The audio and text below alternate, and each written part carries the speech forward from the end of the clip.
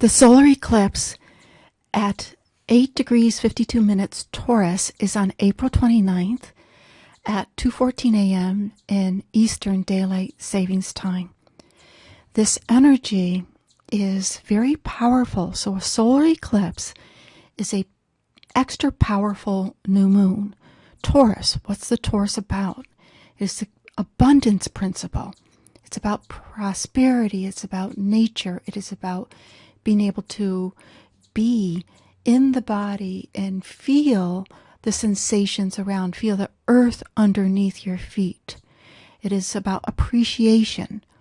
So wherever this energy is for you, when this is coming up, it's about asking yourself about your own personal desire for that sense of abundance and prosperity in your life. There's a creation principle with Taurus. Taurus is somewhat of the builder, the farmer. That sense of being able to plant a seed and prepare it and wait and be steady. There's a steadfastness with this. But Taurus is ruled by Venus. It's what we desire, which is the desire principle. What do you desire? What do you want to create? Where do you want abundance in your life? It's different for everybody. So what does it mean for you? This is the last year in 28 years that when we have a new moon in Taurus, of course this is a solar eclipse, that Saturn will be in Scorpio. And of course Saturn in Scorpio has been opposite the Taurus energy for the last couple of years. And by next year, Saturn, with the new moon in Taurus, Saturn will be in Sagittarius, even though it's retrograding back into Scorpio to kind of clean up, just make sure that we got the message of Saturn and Scorpio. But because Taurus is abundance and what we value and what we have in some respects, and Scorpio is about shared resources. And Saturn is saying, be serious about them. Understand what is understood between you and the world, you and your partner, you and anybody, about the expectations about what you have, what you share, and what you're willing to give. Now, as Venus is ruling Taurus, you have to look to where Venus is, and she is in Pisces. Venus in Pisces is very creative. There's an extreme creative energy here. It's about dreaming. Now, Taurus is Earth, which is the fundamental. What are the fundamental principles? What can we make with the materials that we have? But this is very artistic. So this energy is suggesting to step into your artistic side. And it hasn't been long since the exact grand cardinal cross with Mars, Uranus, Jupiter, and Pluto being pulled in 4 different directions. So this energy is still here, being pulled in 4 different directions. How do you stay in the center of the wheel?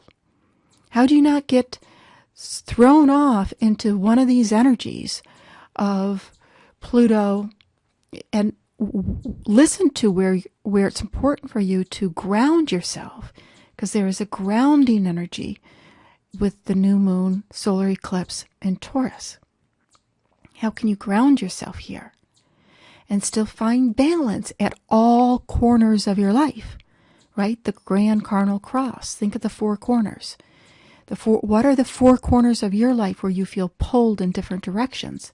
And how can you stay centered in the middle to feel that ultimate sense of inner security, inner confidence, inner belief that you can create what you want? And it is saying, use your creativity. Go in Pisces, go to the dream world, go to the vision world, go to the visionary, go to the other side, go to creative visualization, but then bring it back down to earth and ground it. And one must pay attention to the North Node in Libra. So it's scooped back into Libra, which is again ruled by Venus in Pisces. So what's going to, and of course Taurus is ruled by Venus too. So what does it mean for Venus in Pisces? Unconditional love, accepting someone for who they can be, and the beauty of that. The beauty of seeing the best in the world, seeing the best in another person, seeing their high side, the beauty in being able to understand, and even if you don't agree, that sense of allowing them to be who they are without trying to manipulate, undue control, undue process of judgment, but it's just allowing them to be. And when you can stand in that principle of that, then this eclipse energy of being able to create what is important for you will be able to manifest. The full moon in Scorpio is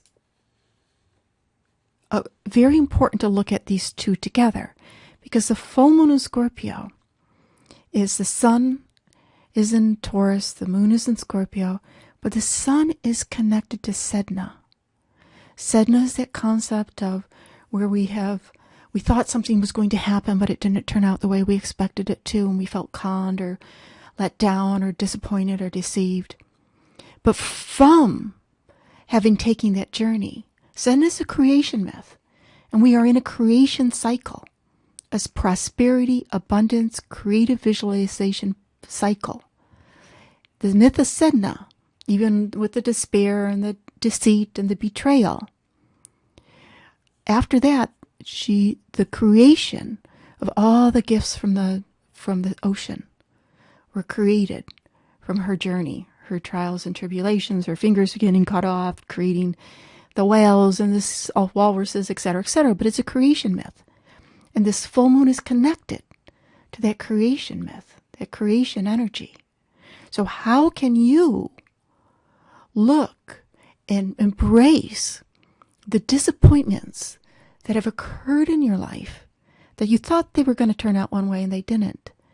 But because of those experiences, you can now have the knowledge and the insight and the wisdom to be able to create something far greater than you ever would have if you did not have that experience.